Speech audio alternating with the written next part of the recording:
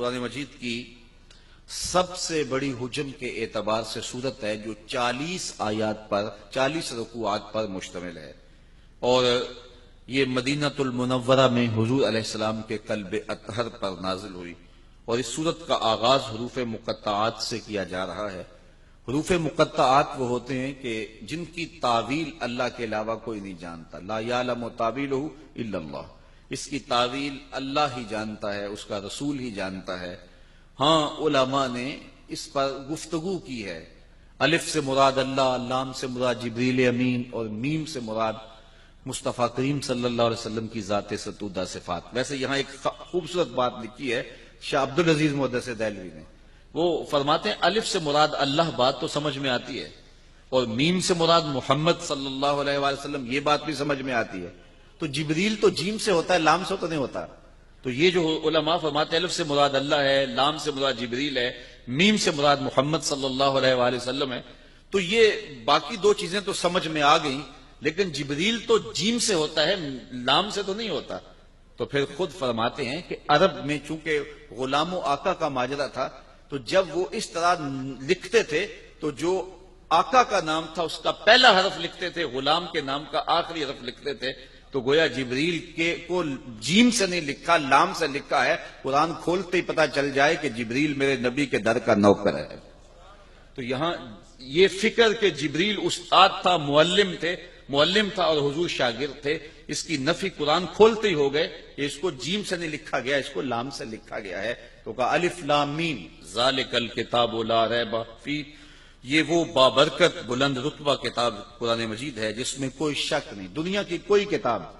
آپ کو نہیں ملے گی، بڑے سے بڑا مصنف بھی، جو بڑا کہنہ مشق مصنف ہو، وہ بھی کتاب لکھنے کے بعد کتاب کے شروع میں، آغاز میں یا اس کے آخر پہ لکھتا ہے کہ اس میں کسی قسم کی کوئی کمی کوتاہی پائیں، کوئی سکم پائیں تو مجھے آگاہ کر دیں تاکہ آئندہ ایڈیشن میں اس کی اصلاح کی جا سکے۔ تو بڑے سے بڑا مصنف بھی یہ دعویٰ نہیں کر سکتا کہ میری کتاب اغلاط سے پاک ہے، یہ واحد قرآن ہے، قرآن کھولتے ہی پہلے دعویٰ ہے، اس میں کوئی شک ہے ہی نہیں ہے، اور یہ صرف قرآن مجید کا اعزاز ہے۔ امام شافعی علیہ رحمہ نے ایک جز لکھا اور پھر اپنے شاگرد کو کہا کہ میرے سامنے اس کو پڑھو، تو انہوں نے جب پڑھا تو اس کی کئی غلطیوں پر متنبہ ہوئے، تو کہا اس کو یوں بدل دو، اس کو یوں بدل دو، یوں بدل دو۔ پھر دوسرے دن فرمایا کہ اب تبدیلی کے بعد دوبارہ پڑھو، تو جب دوبارہ آپ کے سامنے وہ کتاب پڑھی گئی تو امام شافعی فرمانے لگے کہ اس لفظ کی جگہ یہ لفظ ہوتا تو زیادہ اچھا تھا، یہاں سے تبدیلی کرو، یہاں سے تبدیلی کرو، یہاں سے تبدیلی کرو۔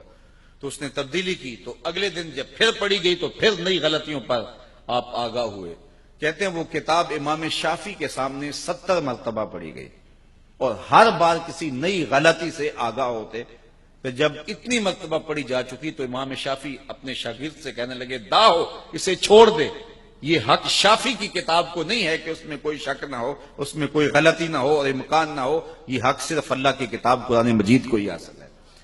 کہ یہ کتاب کھولتے ہی یہ دعویٰ موجود ہے کہ اس میں کوئی شک نہیں ہے، لا ریب فیہ۔ تو یہاں لا نفی جنس کے لیے ہے کہ یعنی مطلق کوئی بھی اس کے اندر شک ہے ہی نہیں، نفس کتاب میں کوئی شک نہیں۔ اگر کسی کے ذہن میں شک ہو وہ ایک امر آخر ہے، اور وہ آگے چل کے سورہ بقرہ میں ارشاد فرمایا گیا کہ جو ہم نے اپنے عبد خاص پہ اتارا اس میں اگر تمہیں شک ہے تو اس کی مثل ایک صورت لا کے دکھاؤ۔ تو کسی کے نفس میں شک ہو، کسی کے ذہن میں تردد ہو، وہ ایک امر آخر ہے۔ نفس کتاب کے اندر لا ریب فیہ مطلق نفی کر دی گئی، جنسیت جنس کی نفی کر دی گئی کہ شک نام کی چیز ہی اس کتاب میں نہیں۔ اتنی مبرہ، اتنی پاکیزہ اور اتنی خوبصورت کتاب ہے کہ یہاں شک نہیں ہے۔ ہدی للمتقین، اور یہ کتاب ہدایت ہے ڈر والوں کے لیے۔ جو متقی ہے، تقوی کا لفظ جو ہے وہ قرآن مجید میں تقریباً 33 دفعہ موجود ہے، اور یہ لفظ ایسا ہے جس سے ہر دینیات کا طالب علم اچھی طرح سے آشنا ہے۔ ہم نے جو ہی ہوش سنبھالا ہے ہم تقوی کے لفظ سے جو ہے وہ آگاہ ہیں، اور ہمیں تقوی کا جو ہے وہ ایک سطحی سا مفہوم بھی اچھی طرح سے ازبر ہے کہ تقوی سے مراد کیا ہے۔ تو اس پر علماء نے بہت کچھ لکھا بھی ہے، اور یہ قرآن مجید کا اہم موضوع بھی ہے، اور تقوی کا حاصل ہونا یہ مومن کی زندگی کا مقصود بھی ہے۔